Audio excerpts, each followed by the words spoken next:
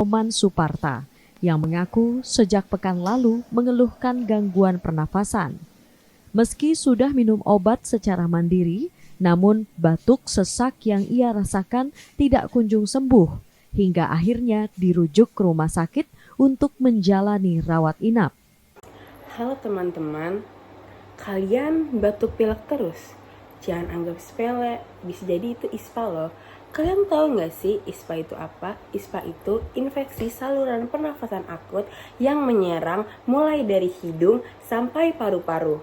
Gejalanya antara lain batuk, pilek, demam, sakit tenggorokan, dan sesak nafas. ISPA itu bisa disebabkan oleh virus, bakteri, asap rokok, udara, lingkungan yang tidak bersih. ISPA itu sebenarnya bisa dicegah dengan cara sederhana loh teman-teman. Yaitu yang pertama, rajin cuci tangan.